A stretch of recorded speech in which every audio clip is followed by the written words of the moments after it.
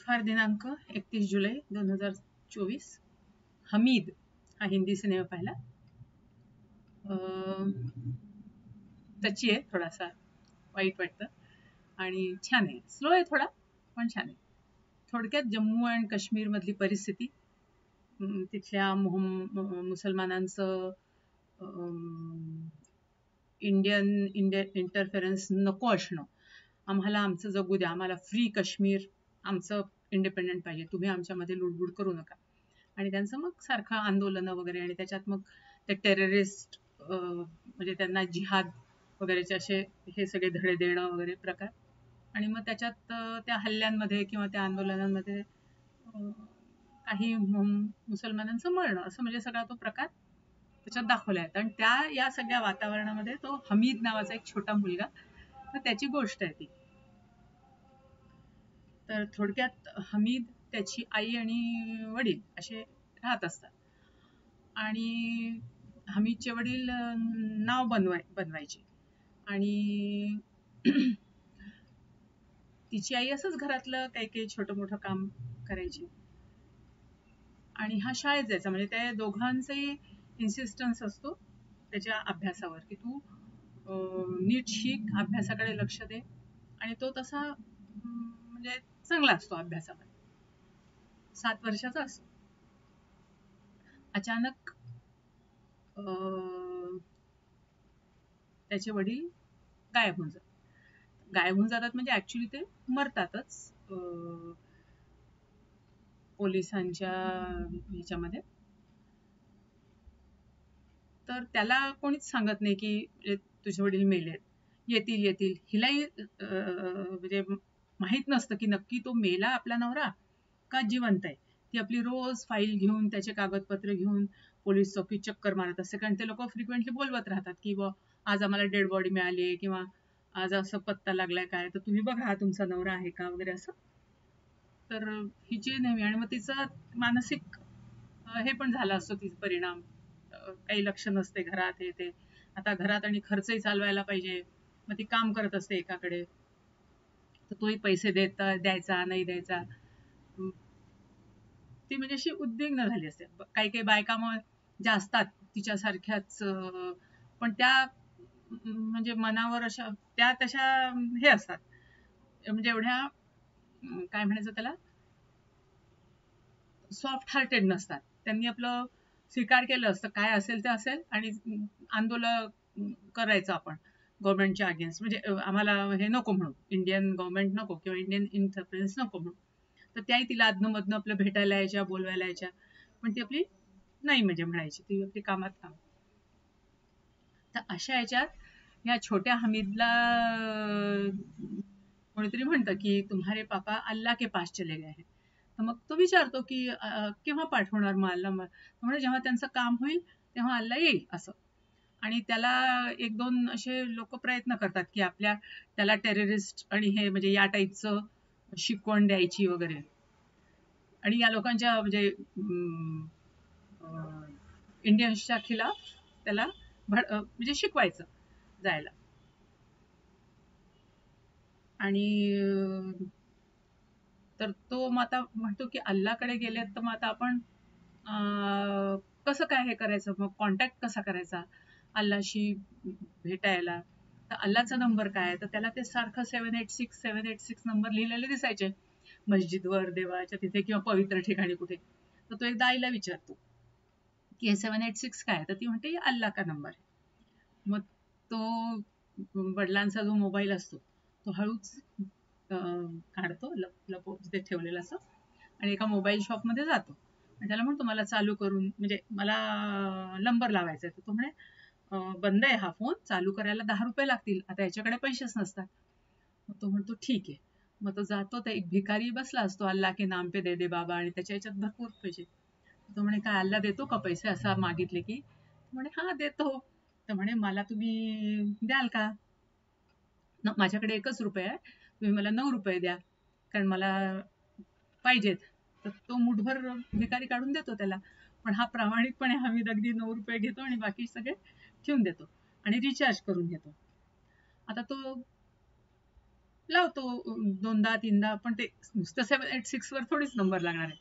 म्हणून तो परत मोबाईलवाल्याकडे जातो आणि म्हणतो की तुम्ही लावून द्या नंबर, नंबर लागत नाहीये. तो म्हणे सांग तू नंबर. तर हा सांगतो 786. तो म्हणे 786 नुसतं 3 नाही, 10 डिजिटचा नंबर पाहिजे तरच लागतो. मग हा म्हणतो आता 10 डिजिटचा नंबर कसं काय? तर तेवढ्यात त्याला एक पॅम्पलेट दिसतं की क्लास आहे हा असा असा आणि कॉन्टॅक्ट करा या नंबरला. तर बाय चान्स तो नंबर असतो 9 आणि त्याच्यानंतर 123 123 123 असं रिपीट असते. मग त्याला असं वाटतं अरे म्हणजे 786 786 786 रिपिटेशन असणार. म्हणून मग तो 9 786 786 786 असा नंबर लावतो. तर तो नेमका एका जी आर्मी तैनात असते बॉर्डरवर त्या जवानाचा असतो, निघतो म्हणजे. तर तो उचलतो आणि मग तो त्याच्याशी बोलतो. तर आधी तर तो असंच हलका फुलका करून त्याला म्हणतो ए रख दे रख दे असं करतो. मैं कोई भगवान नहीं हूं असं करतो. परत हा करतो. मग जेव्हा तो त्याचं बोलणं ऐकतो मग तो थोडासा सिरियस होतो. विचारतो तुझं नाव काय, तू कुठे राहतो काय. तर तो म्हणे मेरे पापा म्हणजे माझे वडील आहेत तिकडे अल्ला तुम्ही अल्ला आहे ना तर तुमच्याकडेच कामाला आहे, त्यांना लवकर पाठवा असं म्हणजे त्यांचं मग ते कन्व्हर्सेशन सारखं सुरू होते. मग त्या कन्व्हर्सेशन मध्ये मग त्याला कळतं की हा छोटा मुलगा आहे, त्याचे वडील म्हणजे वारलेत आणि त्याची आईच आहे घरात आणि हे. तसं बोलता बोलता मग तो एकदा सांगतो की माझी आई काम करते पण तिला तो माणूस पैसेच देत नाही. मग हा म्हणतो की ठीक आहे, त्या माणसाचा नंबर दे मला. तर हा देतो. तर हा काय करतो जवान माहित नाही.